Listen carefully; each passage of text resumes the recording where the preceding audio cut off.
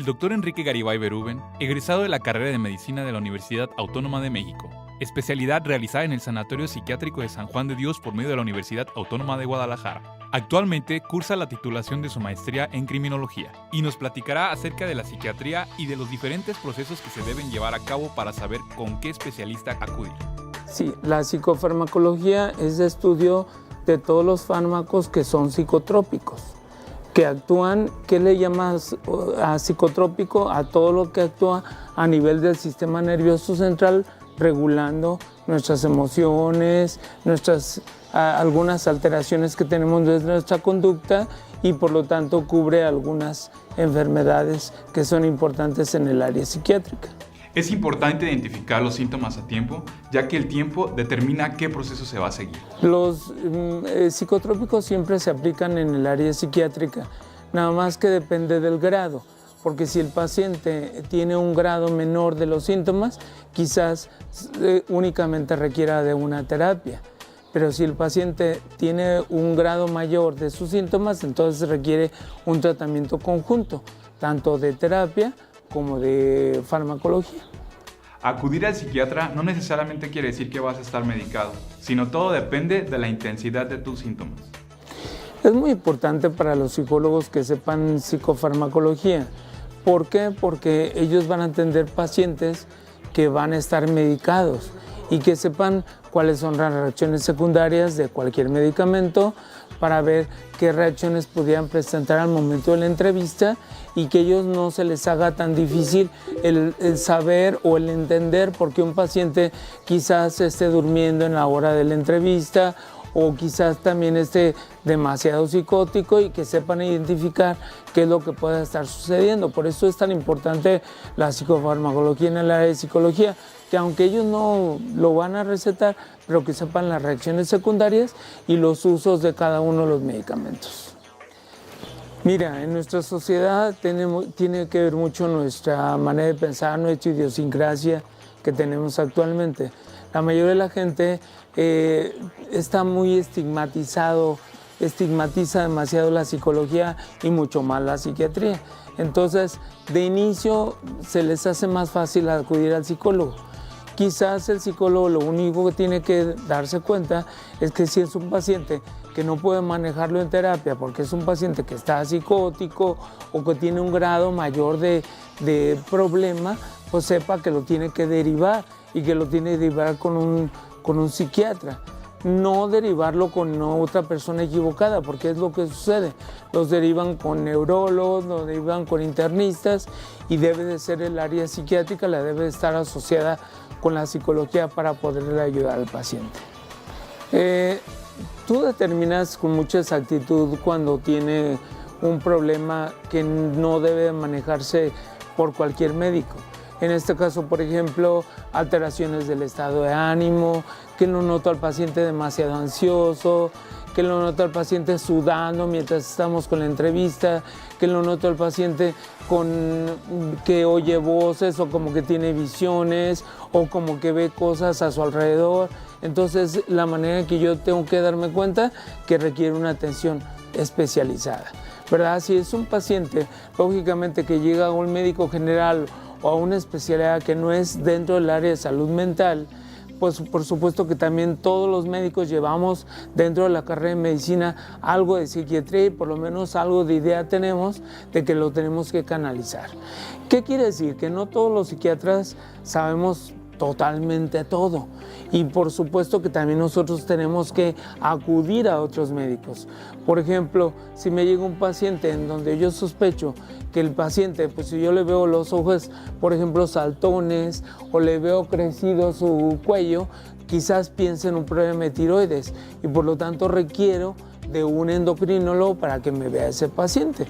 Entonces tengo que derivarlo, el endocrinólogo le trata su problema de tiroides y después me lo regresa a mí para continuar con su tratamiento X que tenga. Puede ser depresión, puede ser ansiedad o puede ser un trastorno psicótico o un trastorno afectivo bipolar, que son demasiado frecuentes. Preguntabas cuáles son los síntomas que con mayor frecuencia encontramos. En el área de mi consultorio, lo que más llega son las depresiones y las ansiedades.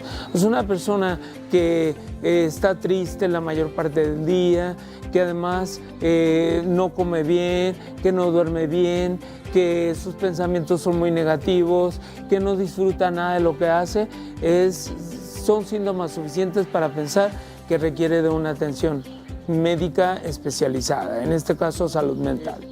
Como está muy estigmatizada tanto la psicología como la psiquiatría, entonces lo que suelen hacer la gente es que acude primero con un médico general. ¿Por qué? Porque no está tan estigmatizado acudir con un médico general. Entonces, si acaso se animan a acudir con un psicólogo, pero es muy difícil que de primera instancia acudan con un psiquiatra, a menos que ya sea una persona recomendada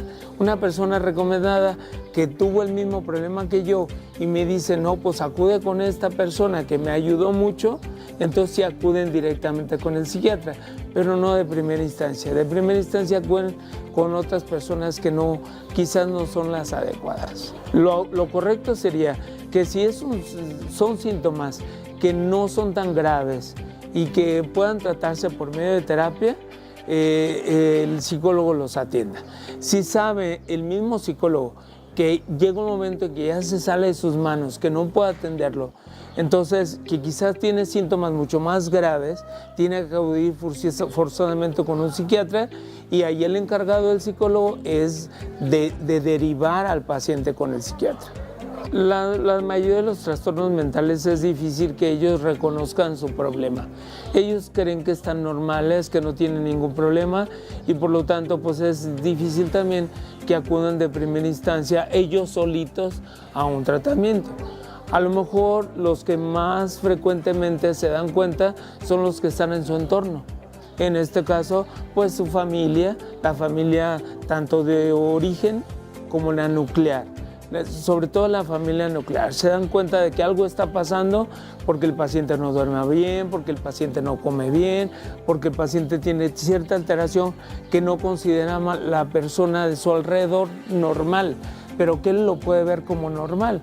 Entonces a veces es una lucha entre el paciente y la propia familia, que le dicen, pues tú no estás normal, pero ¿por qué me dices que no estoy normal? En ocasiones es hasta una legata, ¿no? De que ¿por qué me dices que no estoy normal si yo me siento muy bien?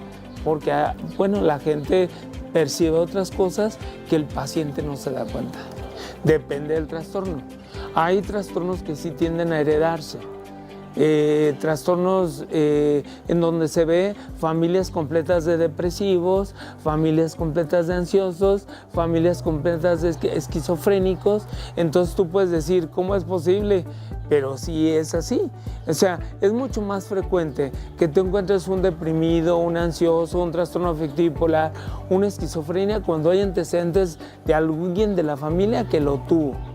Entonces es mucho más frecuente que en alguien que no tiene un antecedente. Pero eso no quiere decir que tiene que ser una situación sine qua non para que se puedan dar las cosas.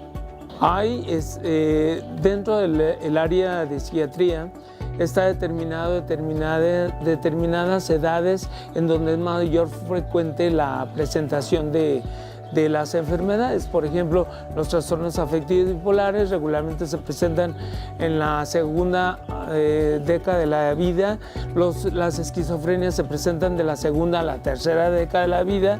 Entonces sí tiene como cierta frecuencia, aun cuando no es una regla. Tú puedes encontrar depresiones, puedes encontrar trastornos afectivos bipolares y esquizofrenias también en niños, y no es frecuente, pero sí se puede presentar.